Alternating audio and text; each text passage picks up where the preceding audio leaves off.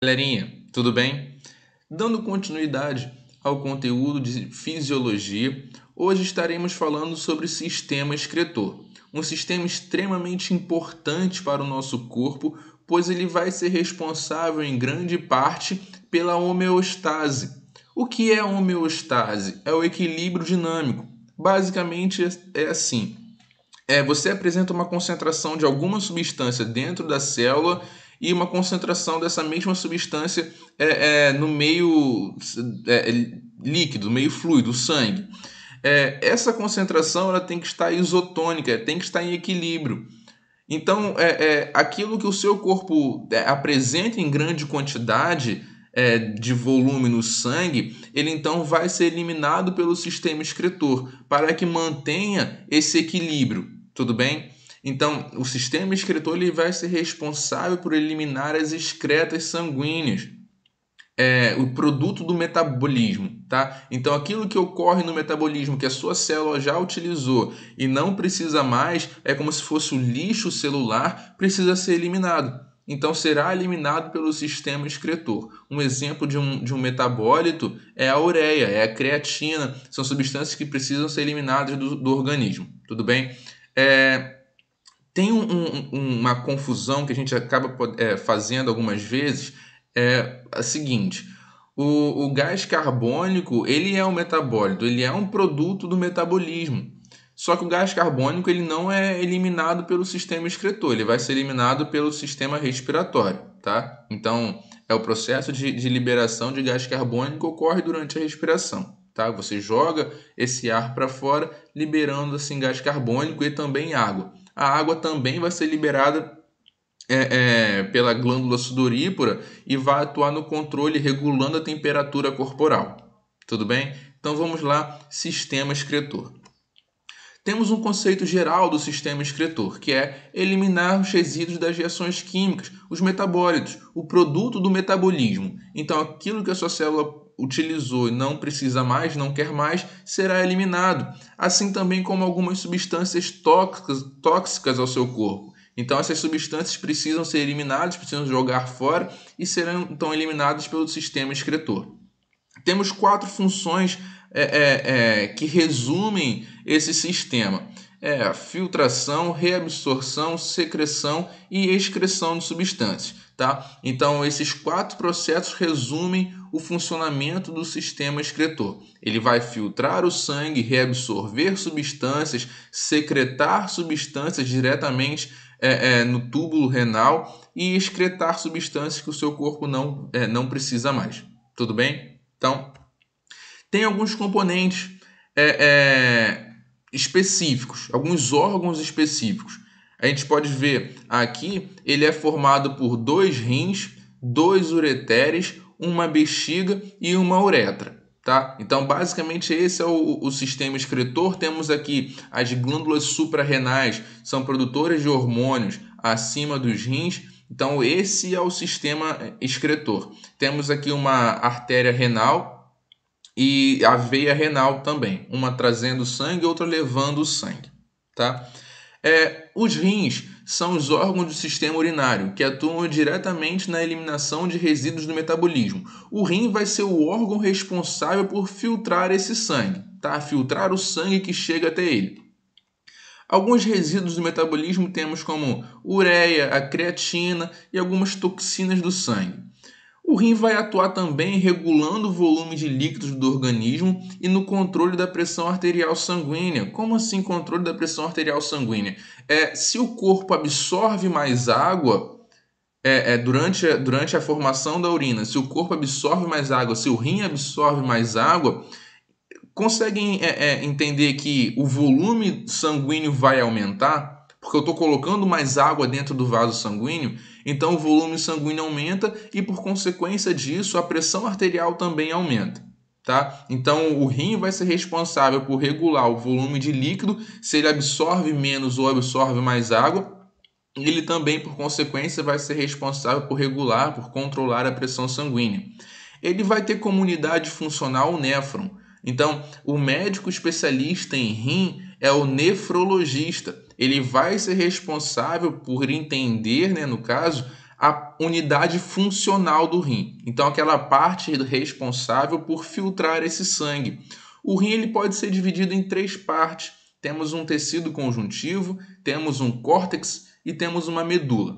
Tá? O córtex e a medula serão os locais onde os vasos sanguíneos chegarão para serem filtrados, nos néfrons.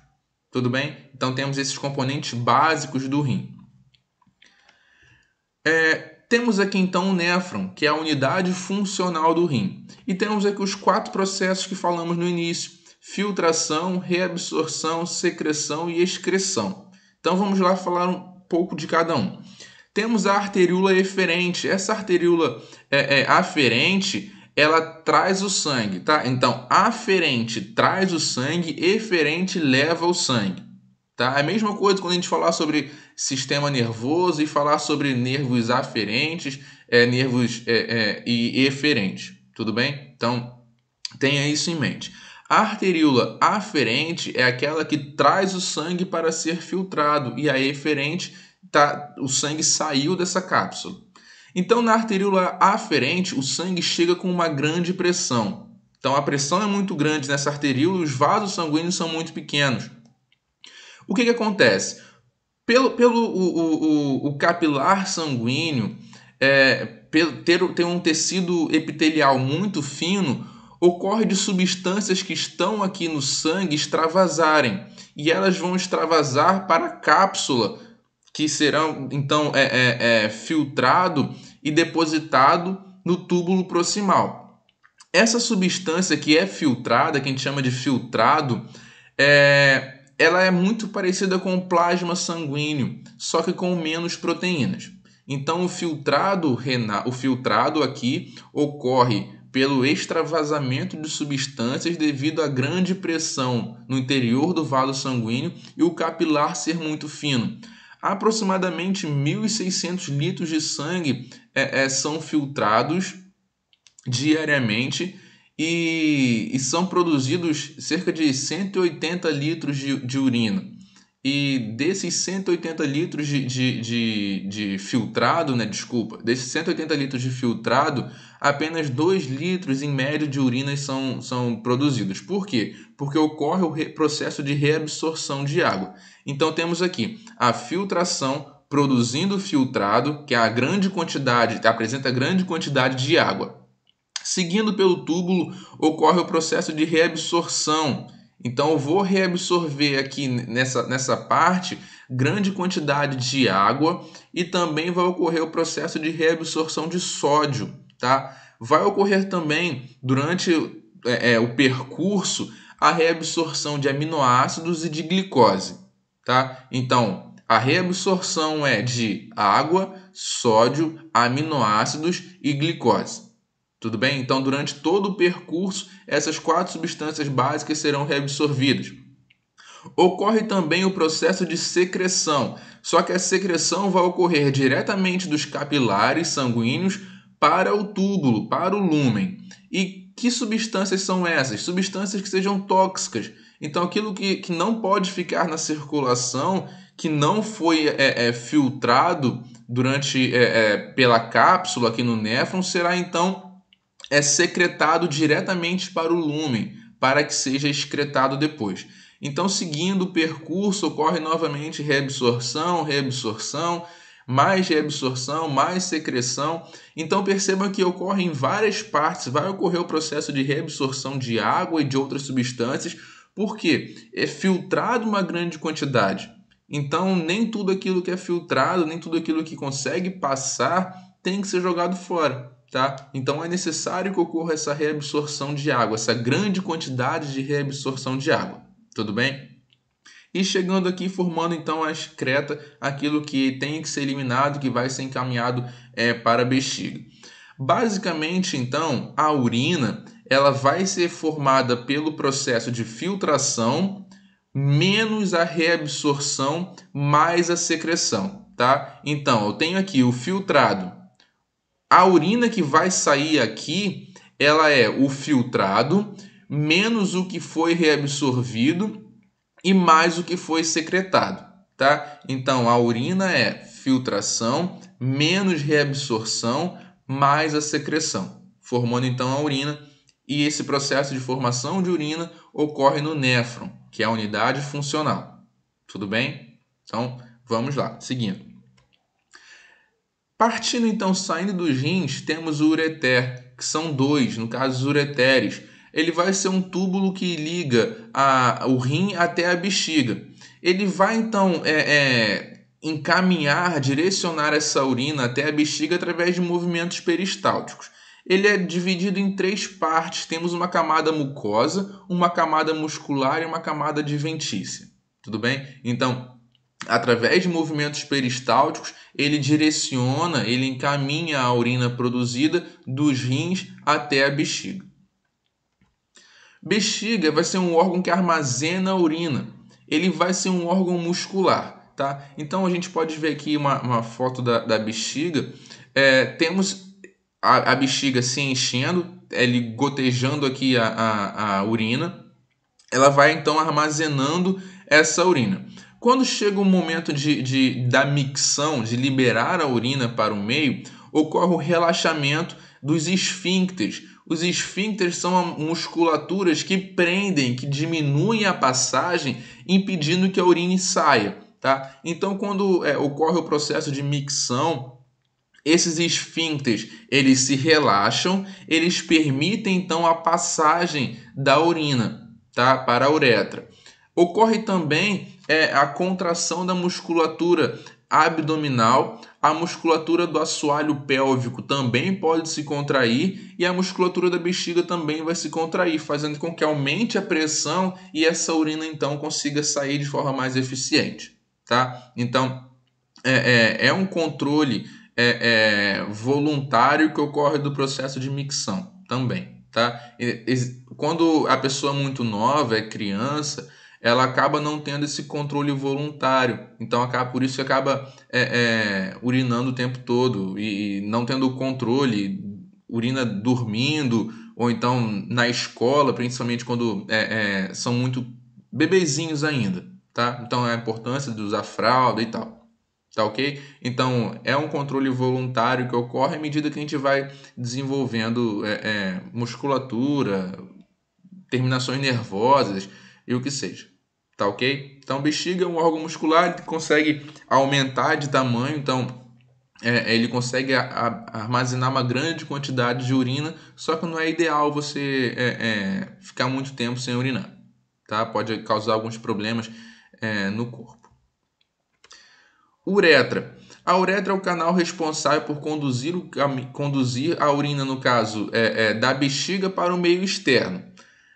A uretra masculina ela vai ser maior do que a uretra feminina, tá? E tem uma outra questão também, que a uretra feminina, que a mulher, de maneira geral, ela apresenta uma maior possibilidade de desenvolver doenças no sistema urinário, porque ocorre uma proximidade muito grande entre a uretra e a saída do sistema digestório, no caso o ânus. Tem uma proximidade, então pode ser que ocorra uma infecção urinária devido a bactérias que possam ali se alojar. Tudo bem? Então a uretra masculina ela vai ser maior do que a uretra feminina.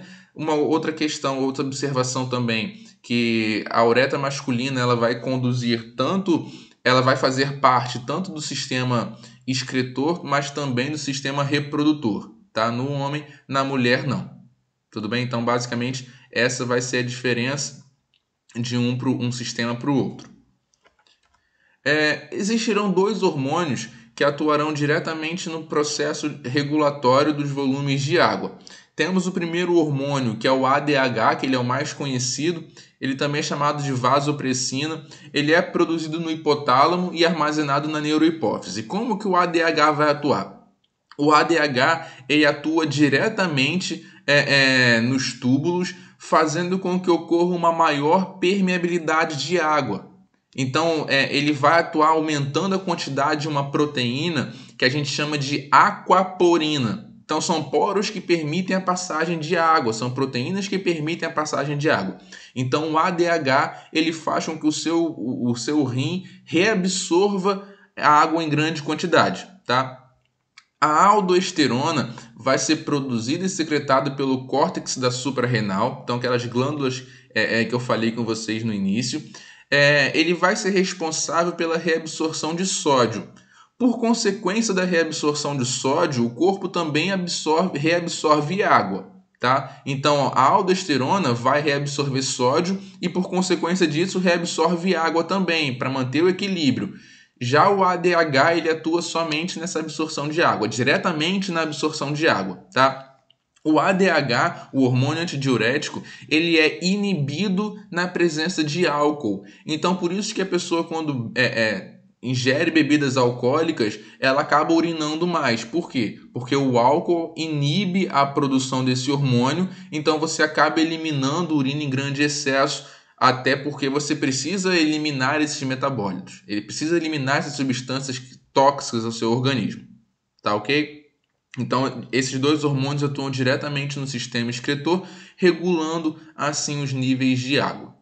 Tá ok? Lembrando que toda vez que o seu corpo absorve mais água, por consequência disso, acaba aumentando o volume sanguíneo e, por consequência disso, a pressão sanguínea acaba sendo elevada. Tá ok? Entenderam, galerinha? Qualquer dúvida, sinaliza para mim que eu respondo para vocês. Tchau, tchau. Abraço.